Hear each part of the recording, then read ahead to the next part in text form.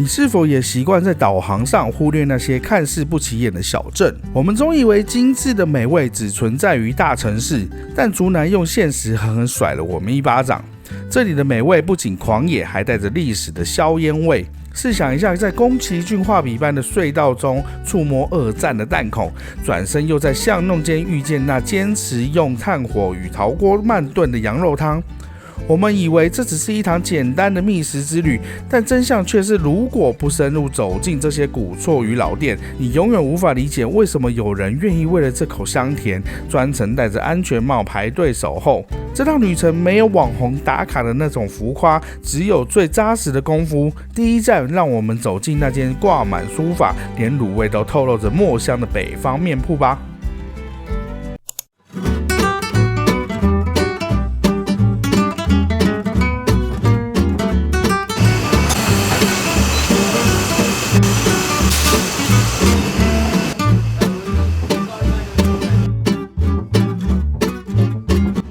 今天来到竹南，首先要打头阵的呢是这一家老北方铺子。一走进它的店门呢，就会被它的卤味所吸引。很多人说呢，他们是被面店耽误的卤味摊。我跟你讲，它的面食也很厉害了。你光看到别人桌子上点的那一碗一碗的面啊，你也会觉得太厉害了，受不了。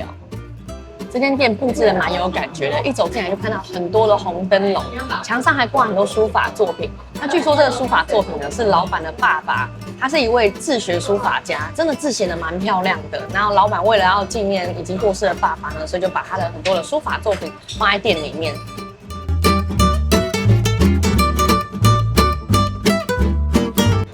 我们先来喝一口汤，暖暖胃。这家店呢，还有一个很出名的，就是它的清炖汤头。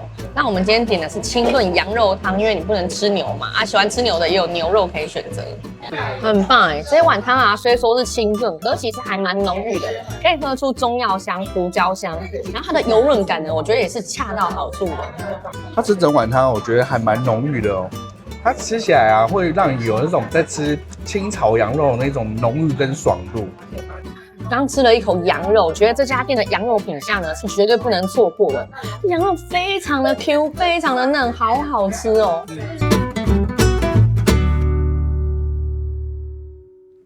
我们点了一碗眷村麻酱面，它上桌的时候呢，是面跟麻酱分开来上，我觉得这样很不错，因为像有时候有人在吃面的时候呢，他不喜欢酱感太重，那你就可以自己调节。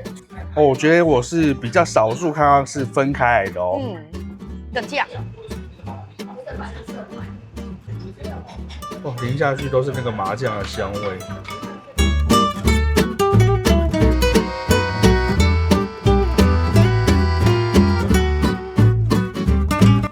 我真的觉得他把酱分开放超级聪明，因为像我们这样拌下去之后，有时候会搅不开嘛。然后你再拌搅开了之后呢，其实下面都已经有酱了，就上面没有酱，你这时候再倒下去，它反而会比你事先把酱铺在下面还要均匀哎。有时候他们直接淋在里面的话，它也会跟着面一起 get green， 有没有？它的干面啊，可以选宽面跟细面两种。我们今天点的是宽面，吃起来真的是很 Q。那它的酱呢，我觉得是属于浓郁咸香类型的。我特别还有留一点酱，这里面还可以看到一些酱色的吗？我跟你讲，它那个芝麻非常的厉害，因为你仔细啊舔到它那个酱的时候啊，它这个芝麻一粒一粒一粒很细碎磨过的那个颗粒感，香气都有出来，颗粒感也都留在里面。这家店啊，还有另外一个大家很推的东西，就是它的小鱼萝卜辣椒。这个东西呢，我跟你讲，如果大家点一碗汤面，你可以先把汤喝完了之后呢，剩下的白面你再用这个去拌，你又得到一碗全新的面了，一面两吃。我跟你讲，它的那个酱料是非常的豪迈的，像它这个小鱼萝卜非常多，你可以随便拌，你再拿另外一个起来。这是他们家的老虎酱，然后店家还特别贴了告示说，这个制作不易啊，请大家不怕大家吃，但是大家不要浪费这样。所以这个东西呢，真的是很搞纲。还有另外的韭菜酱油，这里面韭菜啊超级多，我觉得你等一下去拍酱料区给大家看好了。我刚刚有在拍，然后我刚刚其实是想要你拿这个，因为它里面给的韭菜超级多的。为了这韭菜酱油啊，我忍不住看到别桌的水饺好像也很好吃，所以又点了一些水饺。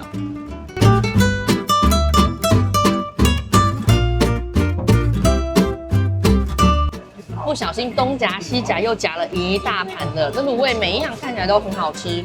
先来试一下猪耳朵好了。老实说，我刚刚看的时候，觉得它的酱色没有到非常的浓郁，可是吃下去呢，它卤的真的是非常的入味。像那个猪耳朵啊，卤到胶质都跑出来了，然后它的酱汁呢是带一点甜口的。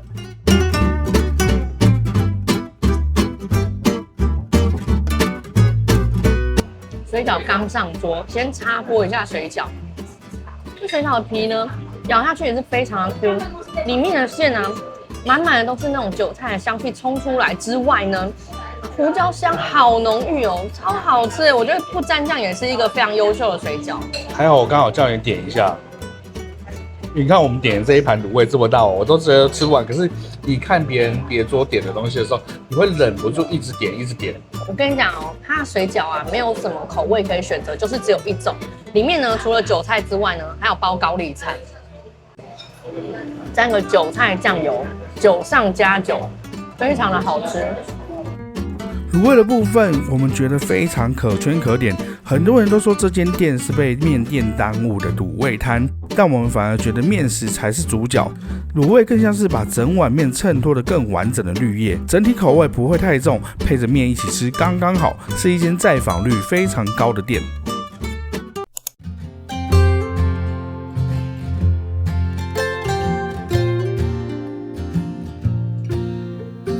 来到竹南啊，除了吃美食之外呢，也是要来走一下当地有名的景点。这边是旗顶观景台。那听说呢，来这边你最佳的观赏时间其实是来看落日的。可是因为我们拍摄的时间呢非常的紧凑，落日我们可能会拍着拍着就忘记来了。今天天气呢也不够好，所以我想说，我们先带大家来看一下这边。那大家可以自己来到这边的时候抓一下最佳观赏时间。那来这里呢，就是你要把落日还有这个铁路啊，以及海边的风车跟海呢，一起拍到同一个画面里面去。听说这样非常的漂亮。不过我刚刚找了很多角度，就是如果你要避开一些铁皮屋啊，是有点难的，所以就看功力了。我也不知道我有没有办法，我觉得我的功力没办法。我觉得这个角度啊，去看那个海上的风车，的确是还蛮漂亮的。我们上次去济州岛啊，也是看了一个景点，然后海边有非常多的风车，然后那时候就有观众跟我们说，其实台湾呢，你在旗顶观景台这边也可以看到一样的景色。我觉得我们来的时间可能真的不对，所以我没有那么喜欢。其实我觉得来的时间也蛮对，因为这个时间不热也不冷，是舒服的，很舒服，所以在这边吹吹风，我觉得很棒。我们去下一个景点吧。我们每次看到大家的留言说，哇，拍得好漂亮，看起来好好吃，好想跟着你们一起去玩，那种成就感啊，真的是无可取代。但大家不知道的是，在这些美丽风景、轻松氛围的背后，是我们晚睡早起、睡眠不足，一整天超过12个小时全神贯注换来的。在整个拍摄的过程中，你思绪要快，反应要灵敏，还要随时随地应变各种突发状况。说真的，如果没有秘密武器，我们怎么可能撑得下去？所以我出门前都会先喝一包芳姿滴鸡精，为我的一天做暖身。它喝起来完全没有腥味，口感清爽不黏腻，就像炖了很久的厉害鸡汤，还有微微黏嘴的感觉哦。最让我安心的是，它是100%全鸡低炼，不加一滴水，含有蛋白质、总支链氨基酸、胶原蛋白等多元营养，并透过专业去油技术做到零脂肪、零胆固醇、低钠，不会对身体造成负担。而且芳姿滴鸡精有通过卫福部的小绿人标章，还是全台首支通过人体实证能有效提神抗疲劳的滴鸡精哦。对我们这种常常在外奔波的人来说啊，有喝真的有差哦。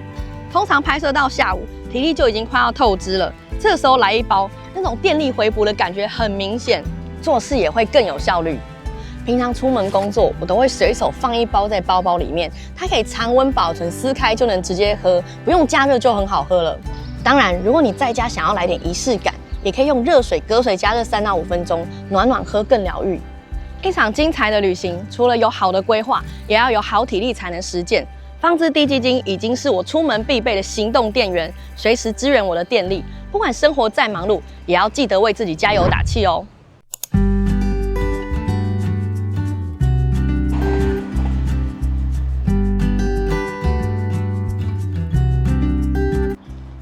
我们现在来到旗顶子母隧道，其实它跟刚刚的观景台呢，我觉得可以算是同一个景点，因为你可以从刚刚观景台啊一直往下走，就可以走到这边子母隧道，那大概是步行7分钟左右的时间。但是你也可以选择从那边呢开车过来，直接到这边停着，不用走路，直接就可以进来这个景点。那开车大概也是7分钟左右的时间。哇，我们走进来啊，觉得这条路非常的舒服。首先呢，我觉得它很适合全家大小一起来游玩，不管你是带爸妈、带小孩啊，都很好走。然后你推婴儿车呢，或是推轮椅，应该也都很好走。再来是它的构图啊，很漂亮，很漂亮。有人说这个景点呢，它很像龙猫的场景啊，像萤火虫之墓的场景。但我们想了很久，到底像这些电影里面的哪些地方呢？后来归纳出了几个。首先呢，就是它有隧道，再来是它的周围啊，绿树成荫。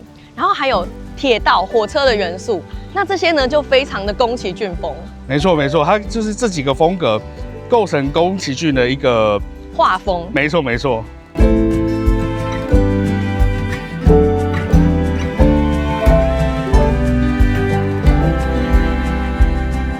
这座隧道呢，它不只是很有故事感，它是真的很有故事。它是全台唯一一座呢2座相连的双轨道旧隧道。那这座隧道呢，它其实已经快要100年的历史了，所以它现在也是历史建筑。那听说呢，这个在长的隧道呢，有一面墙上有留下来美军扫射过的弹孔，不知道看不看得到？我怀疑是我刚刚看到的那一个，但不太确定。这个隧道真的很适合拍照。我们从很远的地方走过来的时候呢，就看到这一群朋友们在那里拍照，然后聊得很欢乐的样子。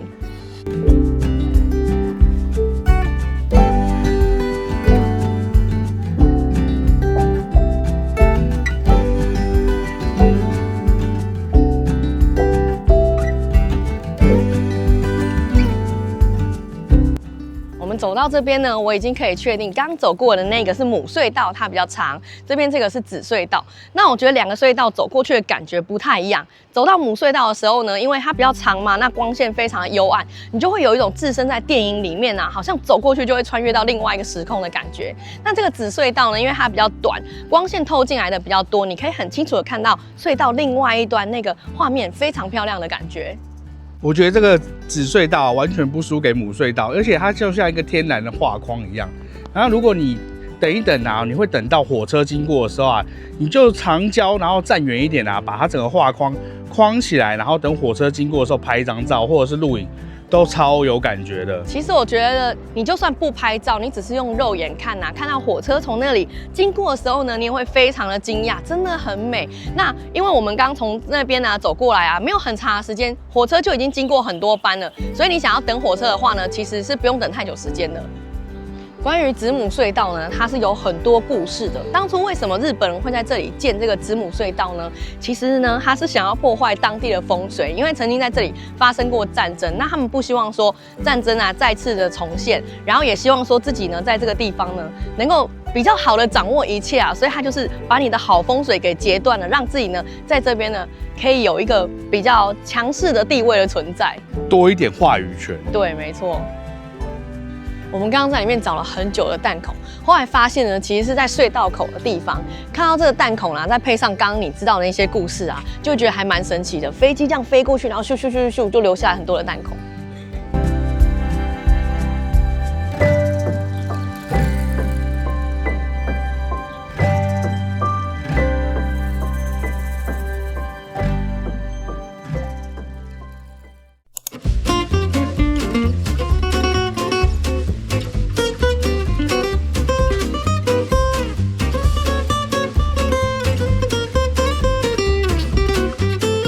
我们现在来到中港翻社陈家古厝，它是一个近90年的老房子。那现在有文化团队进驻呢，把它变成一个文化据点。我进来逛了一圈呢，觉得还蛮不错的，带大家去看一下。这间房子呢，它是一间闽式的3合屋。那从前在这个地方呢，他们有很多是从事金纸加工的。那包括陈家呢，他们家也是在经营金银纸加工，所以以前他们就会在前面的稻城呢晒这些金纸。我们现在看到这个空间呢，它就是陈列一些跟金纸相关的文物，我觉得还蛮有趣的。像这个东西呢，好像是以前你要这样子捶打那个金纸，然后再来呢，以前的金纸呢也都是手工的嘛，就是需要刻一个印章，然后一张一张这样子盖上去。很多人去到各大景点都会有收集纪念章的习惯。这里的纪念章超酷的，它是那种金纸的图样哎。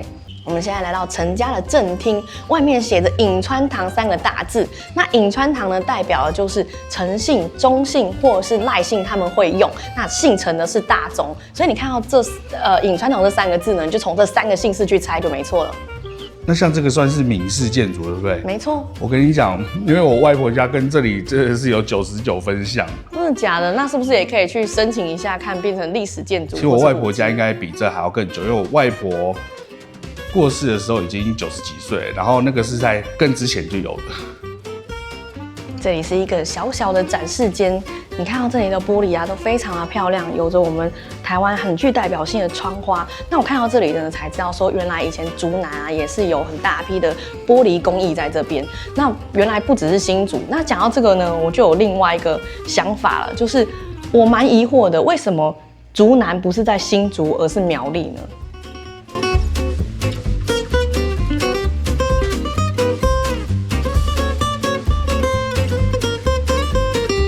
这疑惑存在我心里很久，我特别上网查了资料。原来呢，在还没有苗栗县以前呢，它的确是划在新竹的范围里面。那可是自从成立了苗栗县之后呢，它就被划到苗栗去了。可能因为生活习惯啊、种族啊、语言等等的，它会跟苗栗这边呢会是比较有关系的。你别这样说，以前新竹都还在淡水厅里面，我们都还没离开过家呢。这边呢也有贩卖一些文创商品，我觉得看着看着还蛮有意思的。它其实是一整个文化团队呢都进驻在这边，所以呢大家如果逛逛还觉得有什么问题的话，其实可以问一下他们，他们都非常清楚的。其实我们刚刚是先问过一轮，不然我们哪里有这么清楚啊？在这个地方有一个非常有名的活动，在元宵节的时候呢，会有炸邯郸。那可是其实这个活动呢，它是具有一些危险性的，小朋友不太适合参与，所以他们这个团队呢，就特别的针对小朋友设计了炸邯郸的一个儿童版的活动。那在每年的元宵节前呢，都会举办一次。所以我觉得如果有兴趣的人呢，你可以每年都关注一下这个活动。可是，在我们上影片的时候呢，今年的活动应该已经过完了啦。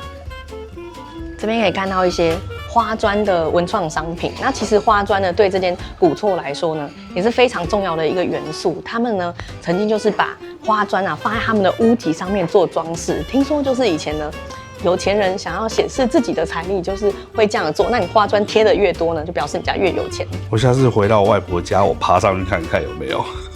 这个就是它原来的花砖长在屋脊上面的样子。那个屋脊呢，就是上面大家知道，不用解释。好。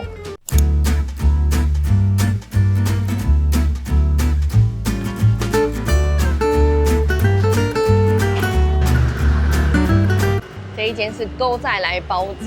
我们来看的时候呢，觉得哇，应该是非常的厉害，因为呢，现在他们已经快到营业结束的时间了，还是很多人在排队，而且大家都是戴着安全帽来买的在地人。不过他用勾再来，应该是闽南人。如果是客家话的话，会用什么用？不知道。你这个假客啊，不是？我们家从来都不是客家，只是会讲而已。我妈妈会讲。还是好大一颗哦。叫做旁边的人听到了，跟我们说叫做勾仔螺，就是跟闽南语的发音其实都还蛮像的，很类似的，难得很接近的。对。这颗非常的大颗，我剥开的时候面皮很蓬松，所以剥不到里面的肉馅。你不能用这颗，你要用它每一颗都非常的大颗。我刚刚一来是先被馒头吓到，我想哇，这馒头有一般的馒头2倍大。怎么样？这个面皮怎么样？就是很像鲜奶馒头那种皮，所以我已经大概知道他们家的馒头吃起来是什么感觉了。非常的油香，它的内馅咬下去呢，让我有胡椒饼的感觉，因为它胡椒香味非常的浓。而且它其实里面的内馅还蛮大块的，它整颗非常的大颗，不过它那个就是它面皮大一点，然后它里面的肉其实没有那么薄，可是整体来说是超级划算的。然后它的肉甜也是蛮鲜香的，它的油脂也分布在面皮里面啊，就是非常的好吃。它这包子里面的内馅其实非常的扎实。这颗肉包是他们家的招牌，大家来都会点的。那虽然叫竹笋肉包呢，可是里面的竹笋呢，存在感并不是很高，就是给个香气而已。我刚刚有吃到，它大概是9:1，肉9，然后竹笋1，大部分大概7:3。这颗剥开来的时候，画面比较震撼好像乌鱼子跑出来，哎，不是乌鱼子，对，鱼子酱跑出来的跑出来样子。这颗是芝麻包，赶快来吃吃看。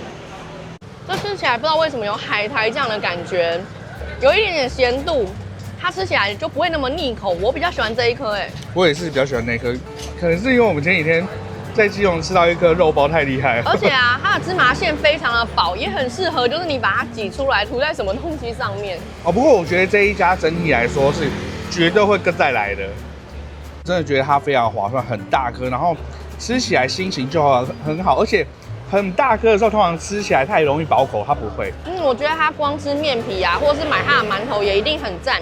这个面皮呢是那种 QQ 软软的，然后奶香味很重，软松的，很好吃。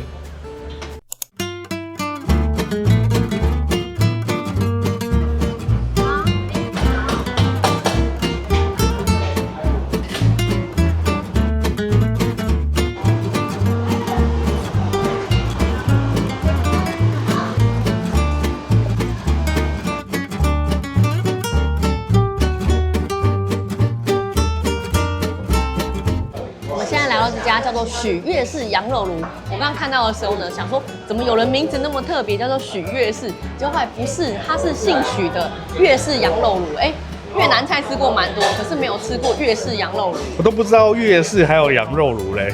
其实这间是我查到的，然后那时候看到哇，就很想吃，因为第一个它是用炭火烧的，然后再来就是陶锅，哇，这种东西是我最受不了的。然后来到这边呢，又有一个选择困难，因为你走到这条大路上，你会发现有2家，对，然后一家写是创始店，然后我就想说到底要哪一间，结果我就好吧，我死观光客，我就看到人多的那一间，我就进来了。所以我刚刚特别很好奇查一下资料，原来这个粤式羊肉炉啊，它跟越南啊基本上是没有太大的关系，它还是台式料理。只是创始店那边呢，他们把这个越南的路边摊矮桌的风格，结合自己研发的羊肉炉汤头一起推出来，所以就取名叫做粤式羊肉炉。可是说真的，现在你全台湾哪里吃姜母鸭羊肉炉不是这种低矮桌？哦，所以其实它的粤式是跟它的口味没有关系，只有风格有关系这样子哦。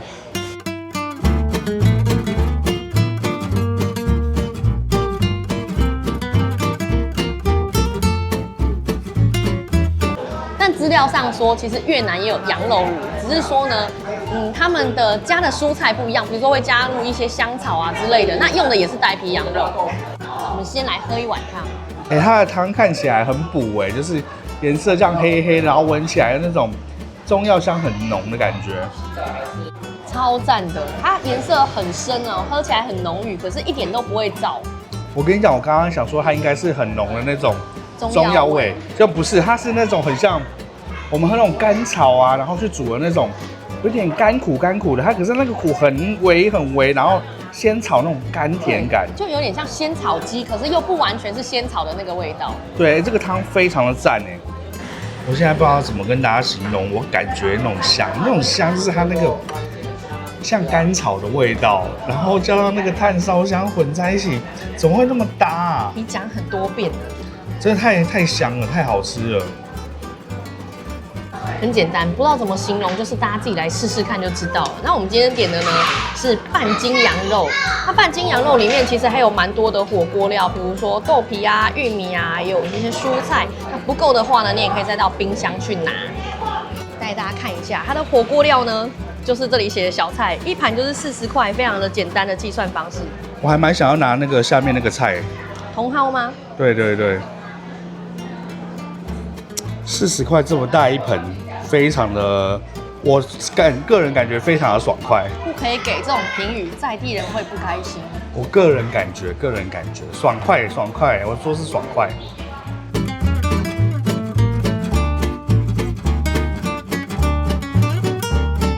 我刚刚顾着讲话，忘记拌面线，赶快吃面线。哇，不好拌的吗？给规矩了。我跟你讲，这就是要加一点羊肉炉的汤，怎么样？它面线呢，非常的 Q 弹。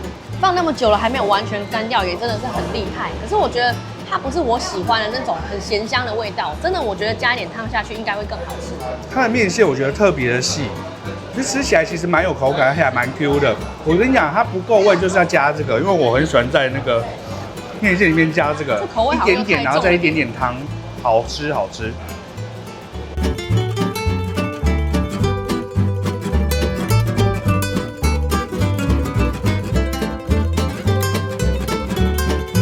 外还点了椒盐羊腩，这跟我们很多在台菜热炒吃到的味道呢是蛮相似的，可是里面的羊肉质地却是大不相同哦。这里面羊肉非常的软嫩，你吃得出来它的新鲜程度。那它外表呢其实炸的蛮干的，可是里面的油脂刚好湿润了它整个，让口感啊变得是很平衡。